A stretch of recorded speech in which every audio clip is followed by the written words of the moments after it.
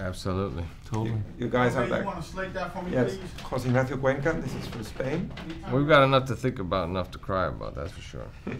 So, were you excited, the two of you, to come back to these roles? Yeah, once we figured out we had a really interesting idea that we kind of be, you know, able to stand on its own 2 feet, you know, and kind of, you know, just we enjoyed playing the characters, and we know how much the movie was loved and appreciated by audiences, but we wanted to really make sure that we could do something different and unique and special. Yeah. At the end of the first movie, Brad and Dusty are kind of butting heads during the movie, become friends. So when this movie starts now, they're really good friends. Are they really, or is there still that thing where they just, you know?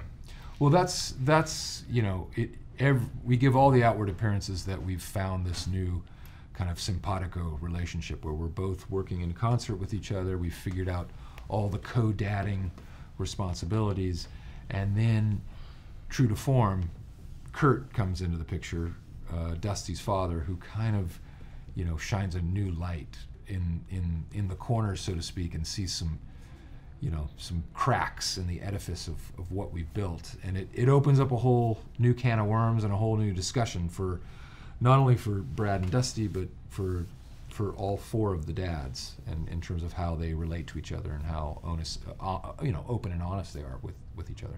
Kurt is played by Mel Gibson, who I think is hilarious in the movie. Right. Did you guys know he was that funny? We knew he was perfect to be Dusty's dad. You know, it's like one of those things. Dusty's such a tough, cool guy. Yeah, you know, special forces, all that stuff. I mean, to kind of have to be able to outdo Dusty's entrance coming down the escalator in the airport, and also have Dusty be intimidated and nervous and riddled with anxiety. It took a special individual like Mel. Yeah, and I mean, John Lithgow obviously has done a lot of he's done a lot of different things, a lot of comedy, but you know, I think it's an exciting, fun opportunity for the audience to see Mel do a movie like this. But you forget he's one of the highest grossing domestic comedies of all time. What Women Want. Thank you.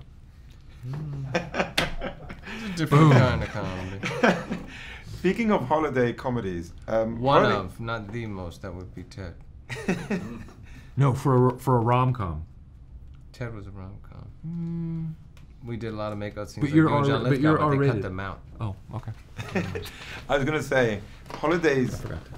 We'll make out in our next movie. We'll beat the record. placing the movie during the holidays and Christmas, I think that's a great time because they can be stressful too, especially when... Of course.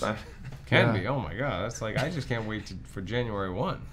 I want to blow right through December 25. All I want to do is celebrate Jesus' birthday, and then back to business. Well, someone described the movie as it illustrates that point, that it can be so stressful, but that the film at the same time, you know, you go through this with our 2 families, and then by the end you still love Christmas, and you know, so it kind of, you still want to be a part of the celebration that we have in the movie. So I think it's unique that it kind of tackles both things.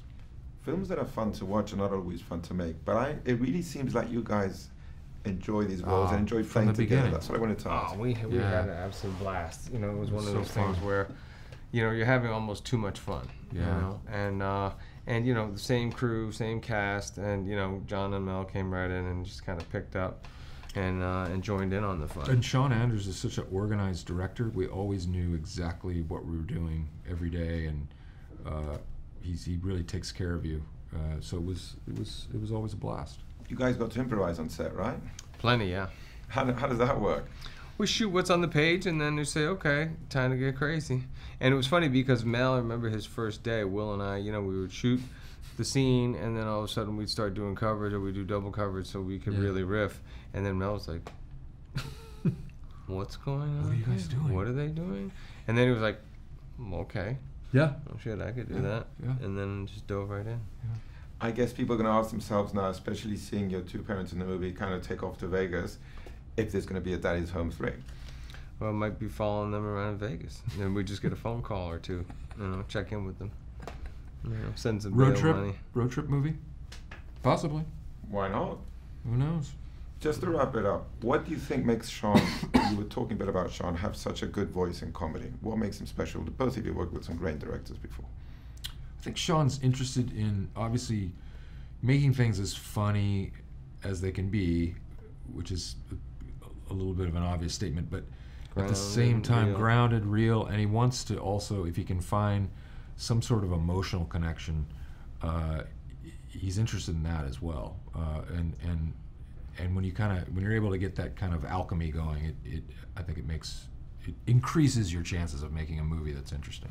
Well, the balance of humor, heart, but also the ability to have something that walks that fine line where really entertains the parents and also has stuff for the kids as well, and make sure that everybody who is in the film has a pretty well fleshed out character and always has their moments as well. So the kids are great. I mean, he juggles it, and he's also the most considerate filmmaker you've ever met. He doesn't want anybody sitting around wasting time, twiddling their thumbs. He's like super considerate. He'll shoot somebody out knowing they're not going to be in the next bit. Or I've never gotten emails, on a Sunday for the entire week, and then explaining every what you're day gonna do every day happening, for the and then week. that Right. Monday, Tuesday, everything followed up, and really like a fine-tuned machine he runs and operates. Guys, thank you for the movie. All right. Thank you. It's always Yeah. great to Yeah. talk.